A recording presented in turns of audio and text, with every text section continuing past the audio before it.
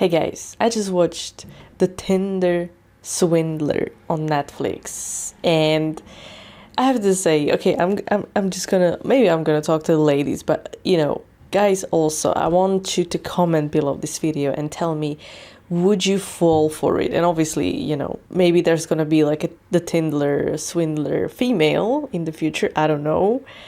It seems like a really good plan, by the way. Okay, so the film is a true story. It's 100% true story about a very smart guy who decided, because he looked good, even though, he wasn't like incredibly handsome, but he looked good.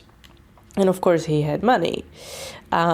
So there's a guy pretends to be a millionaire. So he's in a diamond business, and, you can let me know whether you would fall for that, or not. He's got a diamond business, he's got the website, he's like it all, kind of like when you Google him, you can find everything that he says, it's true. Like he's this Israel son of a millionaire, billionaire actually. So everything seems, real. But why would this person go on Tinder? So it's a story of a couple of women, and they talk about how they met him, and they act like in the film there's actually like videos from the phone, audio recordings, photos, and all that kind of stuff, like the whole conversation as well. So it's very raw, and it adds on being, like a real story. So it's a match on Tinder, and what he does, or actually they called him, but I will get to that. So what he did was he matched with the lady, and then he told her, I'm gonna be in like London or Amsterdam or Oslo or whatever. I'm gonna be in your city tomorrow. Do you want to meet? And he sends her to like the most expensive hotel to meet him. And of course, woman, because we watch 50 Shades of Grey, we feel like, oh, there's actual prince out there waiting for us. And he's a millionaire, and I'm going to be in this private jet, traveling the world just like in 50 Shades. And, it's going to be awesome. He's going to be great. He's going to be so attentive, blah, blah, blah. I think you should wake up and stop watching maybe films. And then, it's actually for real. So she goes to this 5-star hotel, and then there he is, like designer clothes, and he looks exactly like on the photos that she saw on Tinder. So it's like, oh my God, it's real. Like he's rich and he's wearing these expensive watches, and, the whole, like the clothes and everything just adds up. And then he says, do you want to have breakfast tomorrow or lunch on my private jet? We can go for like, I don't know, Milan or whatever. She's like, okay.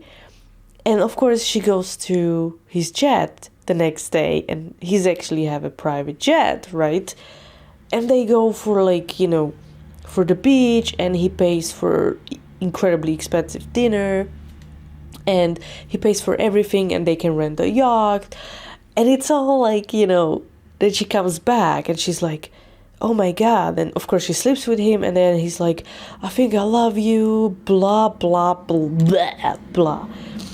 And she's like, oh my God, I'm so in love. And then he says, we're gonna find an apartment in London. And he like, after a month, and he's like, we're gonna move in there, we're gonna live there. Yeah, I'm gonna pay a couple of million, it's not a problem for me. And she's like, wow, it seemed like a dream, like he's such a millionaire and he loves me, and I'm watching this and I'm like, dude. And then what happens is she gets a message like in the middle of the night, because he's always traveling, always, like the whole, like every city, different city, the whole time, business trips. And she gets this message at night, and video like that his bodyguard was attacked, and somebody wants to kill him, and he needs to run away. And he calls them the enemies, they blocked his credit cards, and now he cannot use any credit cards, and now like he needs to run. And oh my god, like, baby, can you help me? Can you send me $30,000 because I cannot use my credit cards? And she's like, oh my god, he's my boyfriend, of course I'm gonna send him the money. I don't have it, so let me get a quick loan and send you all that money. So that's what she did. And then he says, I didn't get this part, but I'm not really into like the financial fraud stuff. He has a bank, and the bank sends him a credit card on her name, but he keeps it, right? He's using it, and it gets blocked because he maxes out, because I won't tell you what he's using it for, of course. The credit card is maxed out. So what happens is that he calls her and texts her like, baby, like, you have to call the bank and you tell them like it's actually you spending the money. So because the card is blocked. So she calls the bank and she says, oh yeah, I'm spending all that money, that's fine, unblock the card. And the next day, same thing happens. And it's like, it's blocked again, and he calls her and he says, you have to call the bank, I cannot use the card, I have to travel, I have to run away from the enemies. It's like so ridiculous, and she does it. And she calls the bank, and then she says, they don't want to allow me to spend more than this amount every day. So he's like, okay, you need to expand your limit. And she said, it's not possible, they don't want to do it. And what he does, he employs her for her diamond business, and he creates fake pay slips that she earns $100,000 per month. And she sends it to the bank, and the bank, they make her limit bigger. So now he can maxes out the credit card even more, but she doesn't see the money, right? And what he does as well is he creates a fake bank statement. So he sends her a fake bank statement saying that he sent her a amount like $250,000 to her bank. And she's like, oh, okay, thank you so much. And he's like, yeah, it will take a couple of days to arrive, right? And after a couple of days, she's got all those, quick loans, and everybody's calling her like, you have to pay it back, and she doesn't have that money. So she calls him and she says like, the money still hasn't arrived. And he's like, well, it's the bank, it's not my problem, like, it's the bank's fault. And then he calls her, tells her, he flies her to his location, and he writes her check for $500,000. And he gives it to her, and like, he's very cold, and it's not like it's her boyfriend anymore. And she's like, he was so cold, he just gave me the check. But anyway, it was so weird. So I went to the bank and I wanted to cash the check, and after like a week they said they're not gonna cash it. They didn't really say the reason, probably it was fake, obviously. So they're not gonna cash the check. So she went into financial like problems. And what was amazing, that film, it was a cross-cutting. So when he said like he's running away from the enemies and they want to kill him, he needs another 30,000. And she was like, oh my God, I have to do this. And then it was cut, and he was partying with another date, another girlfriend, and another, just a friend that he found on Tinder, but he didn't sleep with her or anything. And they were somewhere like in the bar, and he was paying for the drinks, he was paying for the yacht, and for dinners and hotels. And he kept telling her like, oh, you need to help me, it's really serious, like, I'm running away. And then cut, and he's like, drinking and all those hotels and all those girls. And it was just so horrible, but so funny at the same time. Let me know what you think in the comments. And then after that party, so, like, I don't know, a week or 2 weeks of vacation or yachts and all that kind of stuff, where he had his girlfriend and a friend, and he paid everything for them, right? He paid everything. And then after that, there's another woman, right? So the woman that was a friend and she went for a vacation for him receives the same video of his bodyguard being attacked and bleeding, and then he tells her somebody wants to kill him. He has to run away. His credit cards are blue. He cannot use his credit cards. Can you please send me $30,000? And she's like, well, I don't have it, but I mean, I can get some loan and I can send it to you. And all these women, they were saying like, we send him the money because he's rich, right? So like there was not even like a thought of being like he's broke because he's got all this money, right? So of course he's gonna pay it back. So after 30,000, she got another loan and she gave him more money, right? And all of a sudden it was again like $250,000 or I don't know, 100,000 or whatever.